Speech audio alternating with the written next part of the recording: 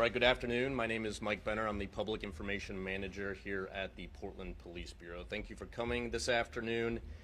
We appreciate your patience as this is a very fluid situation. It's been a busy morning.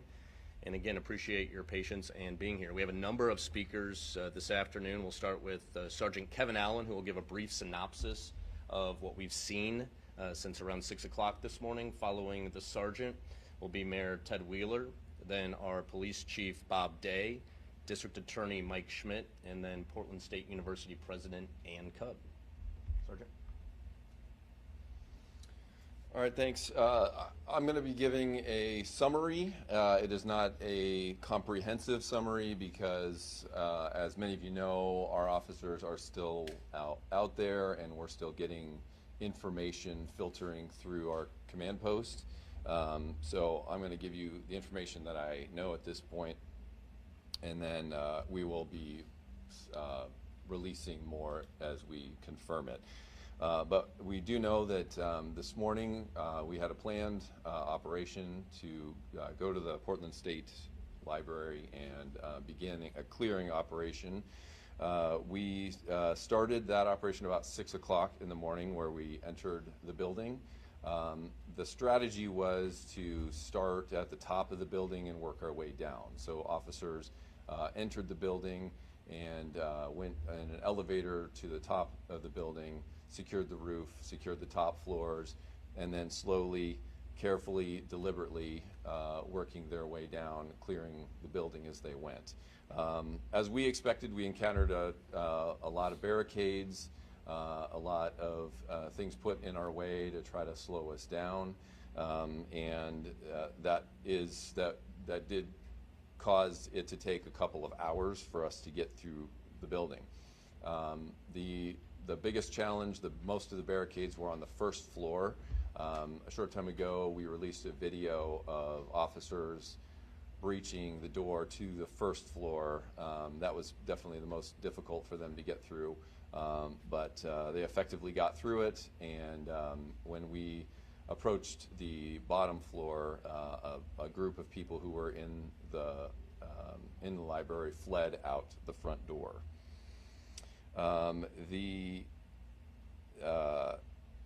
When the officers got down to the first floor, they did make some arrests. We know of 3 minor injuries, actually 2 minor injuries to officers. They did not have to be evaluated or anything. There were small injuries. One officer was sprayed with a fire extinguisher. The person who sprayed the officer with the fire extinguisher was arrested. Most of the folks who ran out of the building were seen circling back around. And they became focused on the exterior perimeter officers who were trying to secure the outside of the building. Many of you have video of some of that where there was some confrontation, there were some uses of force. I know of one instance where an arrest was made right in front of some of the cameras. What we know about that arrest was that the suspect had a hard shield and was striking at an officer with that shield, and that's why that arrest took place. All told, we had 12 arrests that we know of, and of those 12, 4 are believed to be Portland State University students. The rest are not believed to be affiliated directly with the university. The challenge on the outside came to pass when some of the members of the crowd realized that we had a custody van where we had people who were arrested in the van.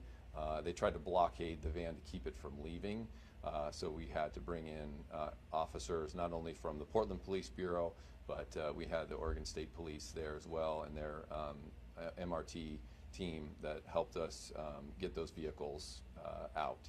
And that took some time, but we were able to successfully do that.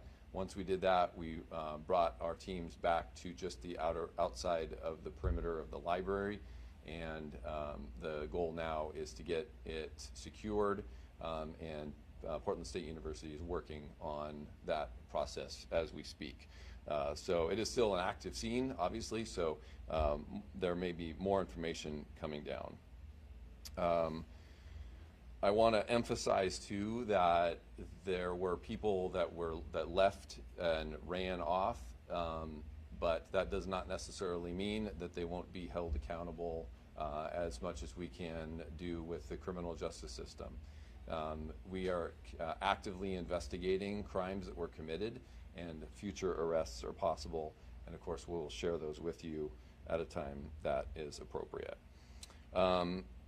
One other note, on the first floor we did find some interesting items. We've put out some photographs and some video of some of those items.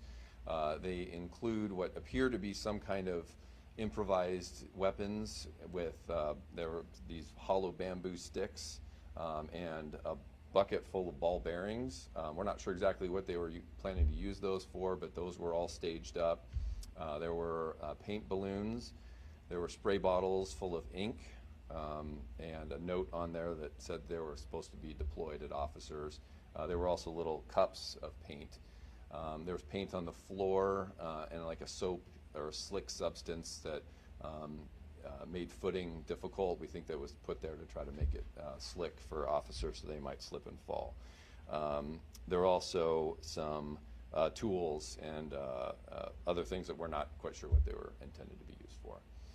So that is all I know so far. I'm going to introduce our other speakers now, and then we'll be available for a few questions after that. So I'll introduce Mayor Ted Wheeler. Thank you, and I'll just speak briefly. I'm speaking in my capacity as police commissioner today. First of all, I want to thank law enforcement for their quick and decisive action this morning, as well as the planning that went into this over the course of a couple of days. They were able, as you heard, to clear the library through an operation that was both safe and effective. I also want to thank our partners. There were many partners who were involved in this. I particularly want to give a shout out to the mobile response teams from the Oregon State Police. It was critically important that we had that support, and I want to thank them for joining the Portland Police Bureau in this morning's operation. A couple of nights ago, very late at night as it turns out, we stood before you and said that we pledged to cooperate, the Portland Police Bureau, our law enforcement partners, the district attorney, and of course Portland State University. And I want to report back to you this afternoon that that partnership remained strong, the communication remained frequent, and the collaboration, I think, helped make this a successful operation up to this point. I also want to stress that nobody is declaring victory. This is a fluid situation. As you just heard, there are still law enforcement folks who are deployed. There is still an active situation, and we're viewing this as a fluid type of circumstance. Last but not least, I also want to thank the local business community. We've been coordinating with businesses, particularly the downtown business community, on what could potentially be the impact of the march that we saw last night. Unfortunately, there were a few businesses that were vandalized. I'm very pleased that we were able to send in Bureau leadership as well as members of my own staff to meet with those business owners and operators, and they're already recovering from the circumstances of last night. Finally, I just want to say this about that.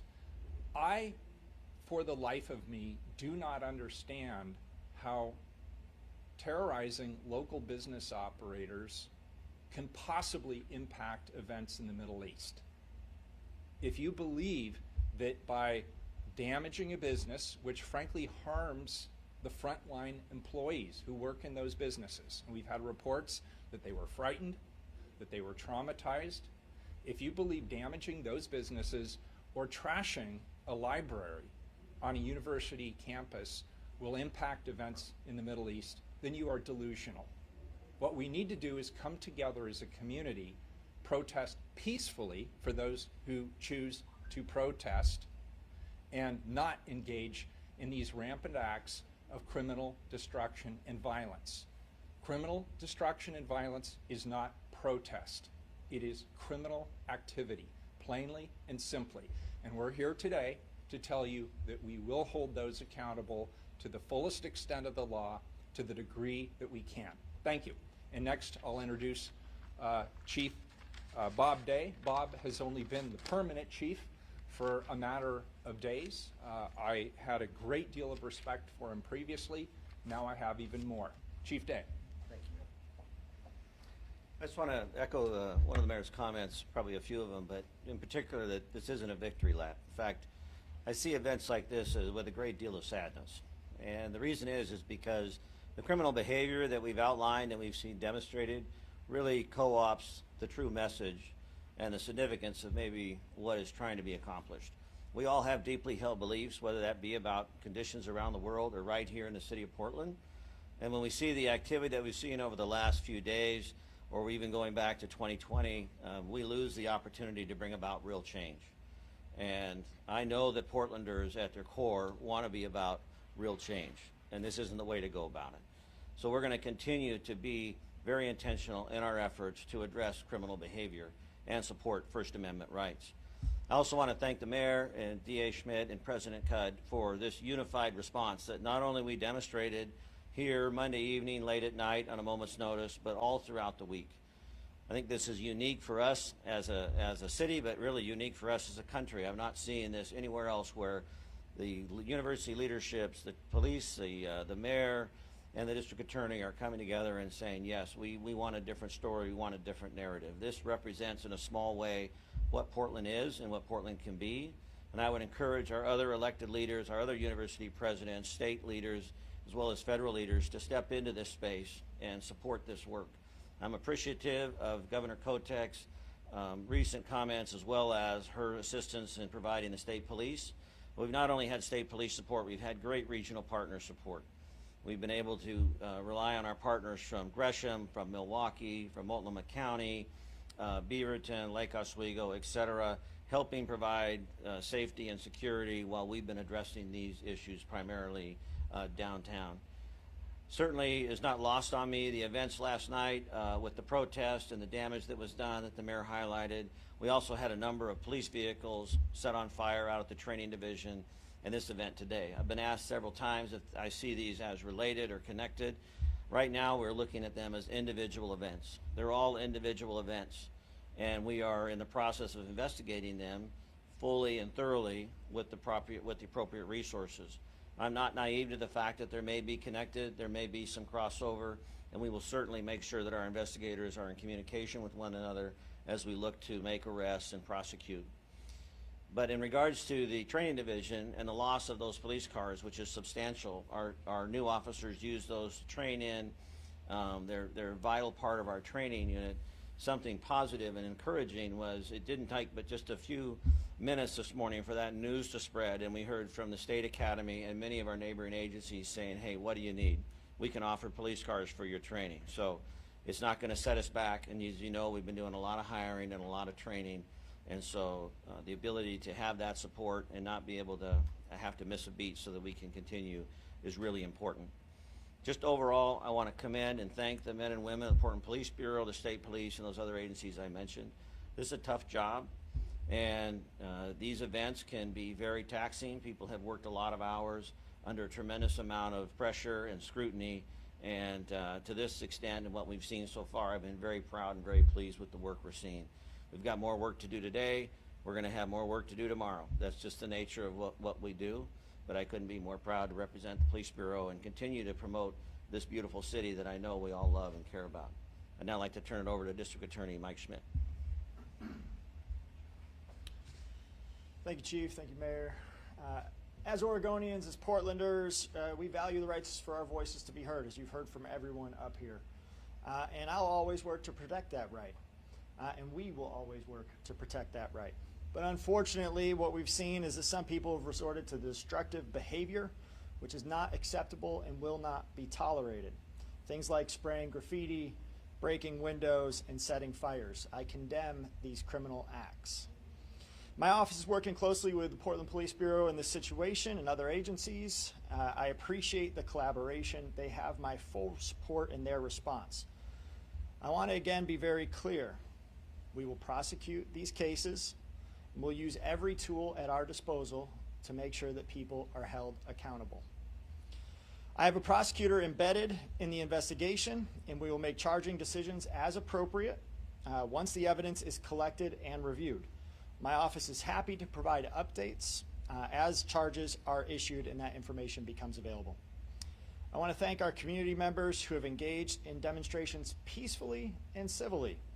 We want people to be able to safely demonstrate, and when others engage in criminal behavior, it's unproductive and makes it less safe for everybody else's voices to be heard. With that, I'll turn it over to President Cudd. Good afternoon. So it was our hope that we could resume our educational mission and hold classes today, but with the escalation of protest and violence on our campus last night, including protesters threatening to take over additional buildings, that really became untenable.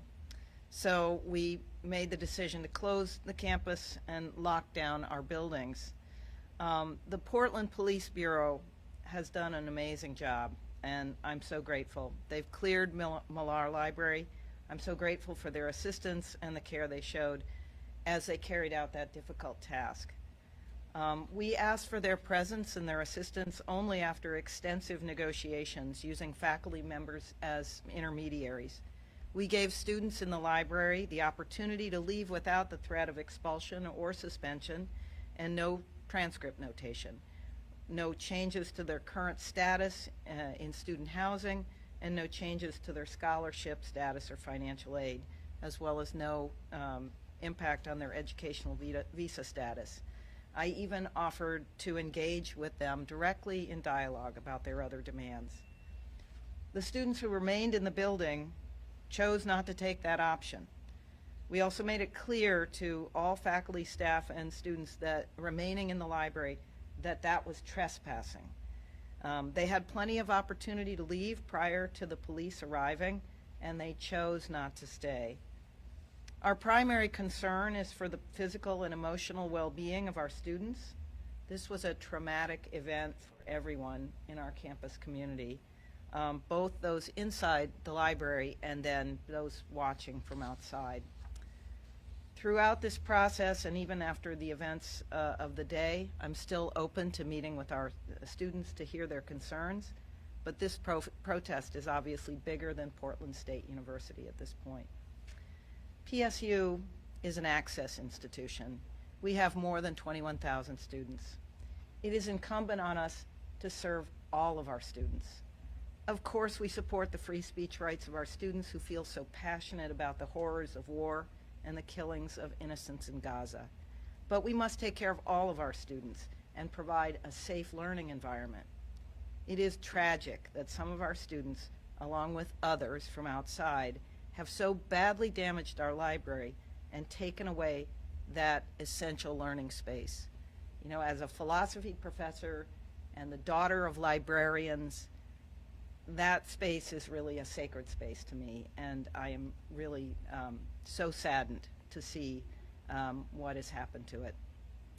So we appreciate very much the assistance of the Portland Police Bureau and the Oregon State Police and the restraint with which they have addressed this situation. I'm so grateful to Mayor Wheeler, to Chief Bob Day, to the DA, Mike Schmidt. It's been, I won't say a pleasure to get to know them and work with them so closely, but it has been a truly wonderful professional experience for me to see how they work and to learn about the ways in which they care for our community with such deep affection and commitment. So I also want to thank Governor Tina Kotek, who lent her assistance and was also in communication with me throughout. I've been reassured by many people that staying the course the way we have is the right thing to do, and I'm grateful for that support. As a philosophy professor, it's not my first, it is my first rodeo as far as this goes, but it's not the first thing that I've ever learned how to do. So thank you for this, and I'm here to also answer questions. As I'm sure all of you can appreciate, it's been a long day for all of the individuals up here. They have a lot of work to do in the coming hours, but we do want to allow some time for some Q&A. With that said, I just ask that you identify who you are and identify the leader that you would like to ask a question to. Thank you. President Cudd, for the students who have been arrested, are there any suspensions or any other disciplinary actions you'll take? Well, we have a student conduct process, and we will follow that through. They'll have, due process throughout our process. But, these were very serious events, and there will be consequences. Is your offer still on the table for that? No. My question is for Chief Day, Emily Gersh with KT News here. Of the protesters that ran outside of the building this morning, what actually happened there? Were any of them arrested? Yeah, I believe so. Some were arrested. Kevin would, I know that, yes, some were arrested. How many of that, I do not know. I also know that we're actively distributing information with pictures and photos of those that were not arrested, but we're seeking to take into custody. But there were some arrests made, yes. Did officers chase those protesters, and about how many ran out of the building? I do not know about the pursuit or lack of, and in terms of numbers, I've heard numbers near 50, but certainly, we're going to have to review the video to see what that looks like. To make arrests? We're continuing follow-up investigations with all of these. So yes, we have information. We are actively looking for people who were not arrested, but we have probable cause based upon their behavior. Why only 12 arrests? Well, I'm not sure the whole extent of the availability and the tactics that were used at the time. So it's all part of what we will evaluate as we go forward, in terms of that. While we know that only 4 arrests were PSU students, what were the other people doing there? And have you identified them? Like, were they from Portland? What were they doing in the library? Those are follow-up questions you'll have to ask Mike or Sergeant Allen in terms of those details as they get processed.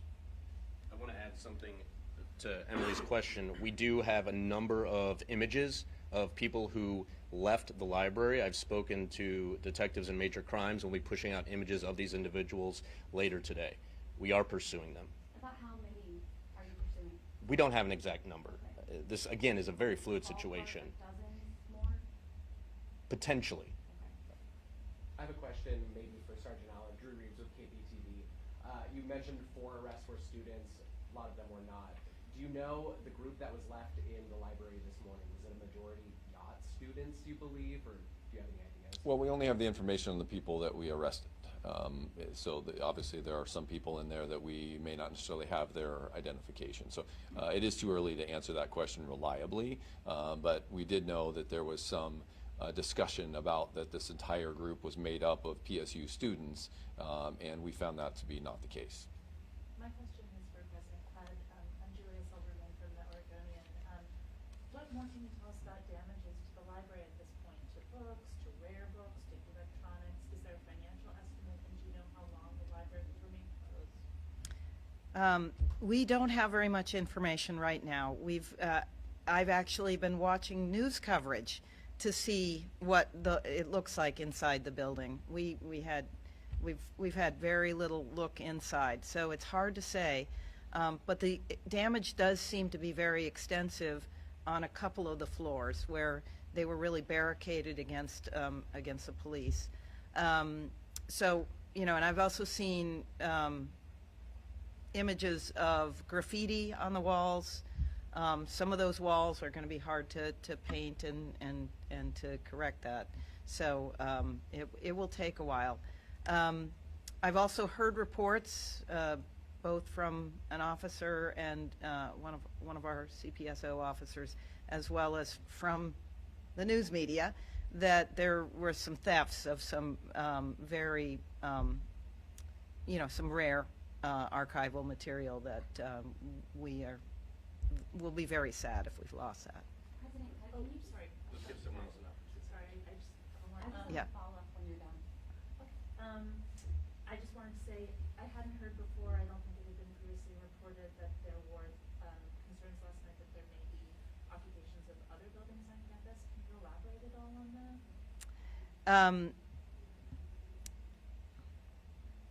Not really, other than to say at other universities we've seen that happen. We've seen you clear one and then other places spring up.